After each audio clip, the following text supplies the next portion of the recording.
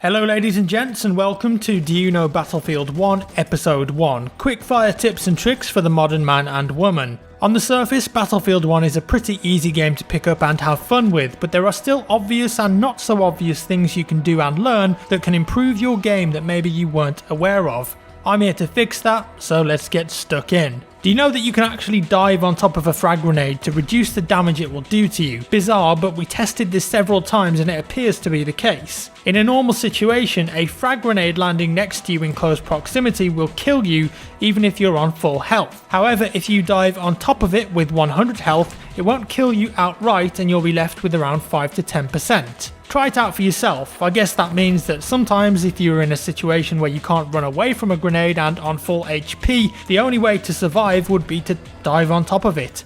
Intriguing really, isn't it? Do you know that you can crouch slide in BF1? When sprinting, if you hit the crouch button, you'll do a small slide. This is especially good for when you're trying to get behind cover to help make you a harder target to hit. It can also be useful if you're out in the open and someone starts shooting at you. Just try sliding around a bit to throw the enemy's aim off. In close quarters fights as Assault, sliding around corners can make you a very hard target to hit. It looks a bit odd, but it certainly works well, plus historical records tell us that soldiers would slide around corners during combat in World War I all of the time. Like I said, you can slide forward, but also left and right.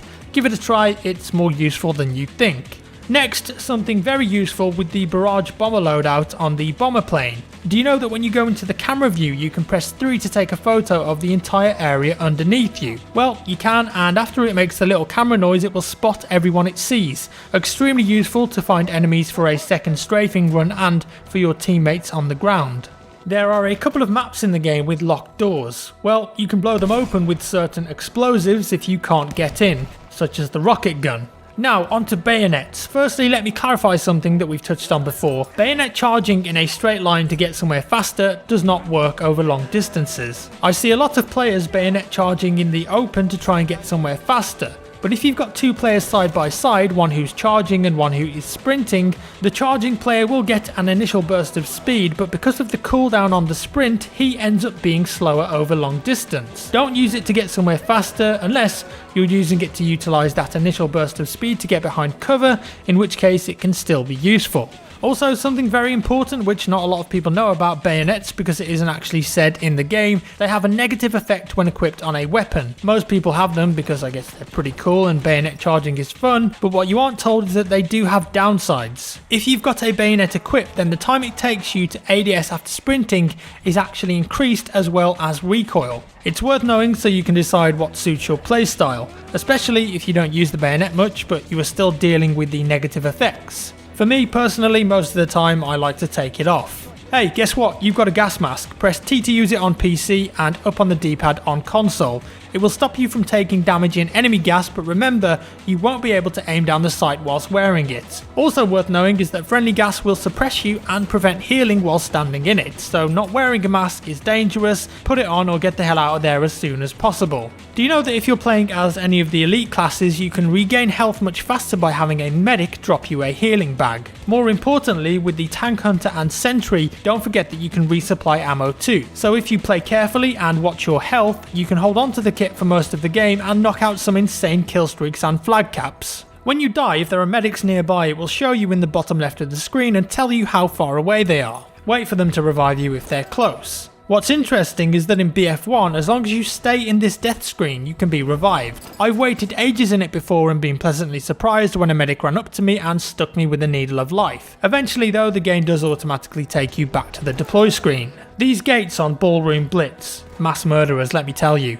If you can coerce a tank into driving underneath one of these gates, you can kill it in one blow by using the switch here and dropping the gate on top of it. I bet they weren't expecting that one. A tip for mortars now, if you want to spam the shots, you can actually stay in the mortar view by continuously clicking fire. This will give you effective rapid follow-up shots in the same location. However, if you want to skip the overhead view after you've fired a shot, you can do that by pressing the aim button to go back to the firing position to aim another shot. Do you know that if you've got a good enough shot, you can actually shoot gunners out of the gondoliers in the airship? On some maps like Monte Grappa, it's a lot easier because of how low down the airship is. Give it a shot and see if you can kill a few to stop them raining down hell on you. Scout gadgets next. Shield, kinda useless. Head on a stick, also kinda useless, but it will outline spot an enemy player that shoots at it though, so could be useful in certain situations. The periscope gadget, on the other hand, actually very useful. It spots people and gives them a juicy outline for your team to see, and you can use it safely from behind cover. So get behind cover, use the periscope, and boom, you can spot safely without putting yourself at risk. Flares as well for the scout class, also extremely useful. They spot people in a radius on the minimap, but you can set enemies on fire with flares and even kill them too. Sometimes if you're in a pinch and don't have any grenades to flush an opponent out, shoot a flare next to them and watch them run around screaming maniacally on fire. Glorious. They can also be used as a deterrent or area denial. If you need to camp in a building for a few seconds to regain health or reload, put one of them on the floor nearby the door and it will actually deter enemies from running through to kill you. If you need ammo or health and there aren't any support or medic players around, you can jump on a nearby unoccupied horse and just do it yourself. They've got ammo and health bags, remember. On PC, just press 3 and 4, and on console, use the D-pad. You don't have to spawn in as a cavalry class to do this either. Very useful, and it can get you out of a sticky situation, that one.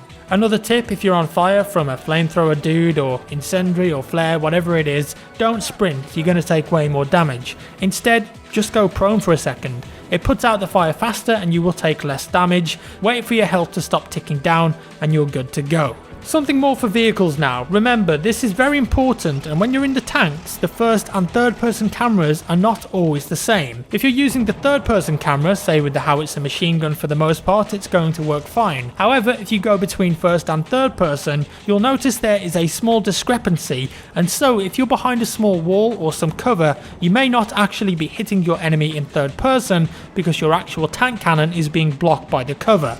So for those precision shots, try to use first person as much as possible to make sure that you're always shooting where you think you are.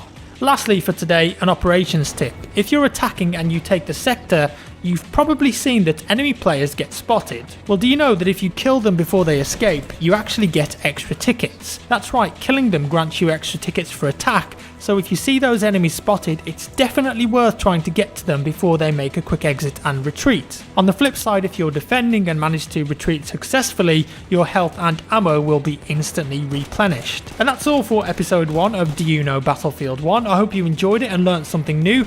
If you did, give me a thumbs up, that would be amazing. Subscribe for more tips and tricks, and I'll see you in the next one.